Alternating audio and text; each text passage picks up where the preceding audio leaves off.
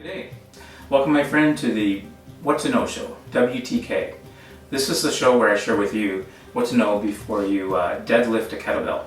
Could be before you pick up anything, but a kettlebell is more interesting. I'm wearing loose shorts, no belt. I like to practice barefoot because it keeps me on my toes. You might think that barefoot is a bad idea. These weights are so heavy that even a steel-toed boot doesn't offer enough protection. If the weight is dropping, then just get out of the way because it could hit you on the ankle or whatever. It's possible for them to bounce, so be aware of that. And you want to practice this movement without picking up anything until it feels natural to you.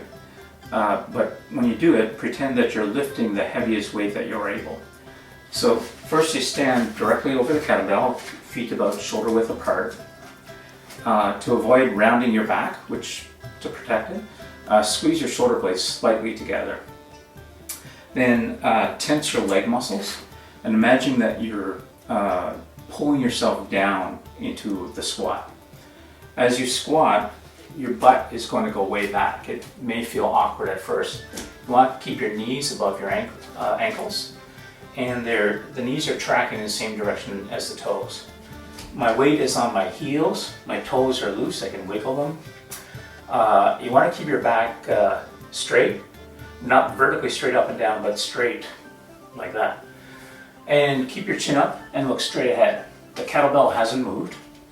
Then you grip the kettlebell with both hands, and to stand up by snapping your hips forward and then tightening your glutes. It's one smooth motion.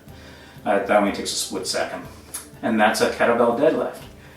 And then it's just the reverse, to take it down to the bottom. When I was getting started, I hired Ajumu Bernard, a world-class certified kettlebell trainer who teaches and certifies other trainers. But what does it mean if a trainer is certified? Well, now that's a good question. Sometimes all it means is that someone handed over a certified check to get a piece of paper. No tests, no verification that they know what they're talking about, no proof that they can help you. So how do you judge someone's expertise when you're not an expert yourself in that area? You can ask about the testing process that they went through. You can ask for proof that they are certified, or you can ask for references from people that are happy with them. For example, Microsoft has a certification program for programmers, system engineers, and database experts. Lots of IT people attempt to pass those exams and fail. I'm an IT guy myself. Some people lie and claim to have passed those difficult exams. But Microsoft provides a website where you can verify credentials. I've passed over 20 Microsoft exams. If you want an IT department that defends and supports your business, then give me a call.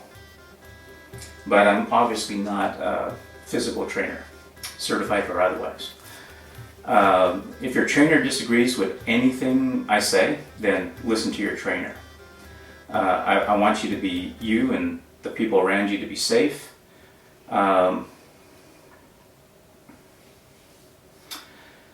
Can I tell you a story about how important a healthy back is? It's about a man I knew well. He worked hard all his life. If you were on the other end of a crosscut saw with him, he'd wear you out. He was a strong man, hard worker, but he hurt his back. And over the years, his pain grew, and he drank rye and beer to kill the pain. The doctors weren't able to do much for him. He never had much relief, and he became a heavy drinker. He crashed his truck into a gas pump while he was drinking. He lost his license, and no license meant no job. There's no public transit where he lived. So he stayed home, in pain, jobless, depressed, and drinking, until one morning he never woke up again.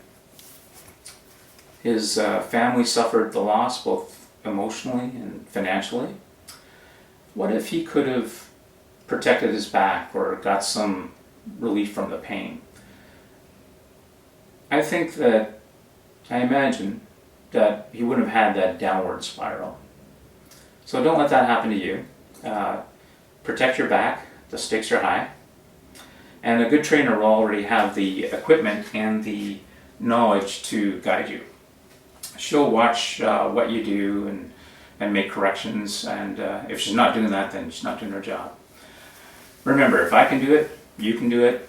Okay, so enough about that. Let's do it again, but this time I'll face the wall, because when you go to the wall, it forces you to use good technique. So I'm standing directly over the kettlebell. To avoid rounding my back, I squeeze my shoulder blades slightly together. I tense my leg muscles, and I imagine I'm pulling myself down into the squat. My butt's going back. It feels awkward at first. My knees are kind of over my ankles. And my weight is on my heels. My toes are loose. I can wiggle them. And I'm keeping my back straight, not vertically straight, but straight. And I look straight ahead. I get both hands on the kettlebell, and then I lift up. And that's a kettlebell deadlift. And then to put it down, exact same movement. And that's it. You can repeat that as many times as you like. If you're banging your head against the wall, you're doing it wrong.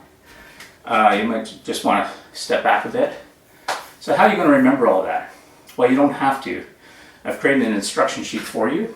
Just email me at kettlebell@peterwhalen.com and I'll send you a copy.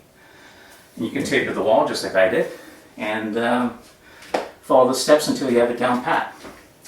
Or you could loop this video back a couple minutes and play the deadlift part again. I've used a few expressions like staying on my toes, going to the wall, and getting things down pat. If you wondered what I meant by those, then you should check out my Fun with English course, because I explain those expressions and dozens more. My thanks to my sister, Sandy Bai from Brunel, for requesting today's show. If there's something you'd like to know about, email me at iwishiknew@peterwhalen.com. And also, would you do me a favor? Like this video and subscribe to this channel, because that means I'll be able to help more people. Share it with your friends. Every time that you talk about it, the more you find yourself putting it to use in your own life. When would now be a good time to do that? Thanks for watching. Goodbye. That's fairly interesting. This is the What to Know Show with your host, Peter Whalen.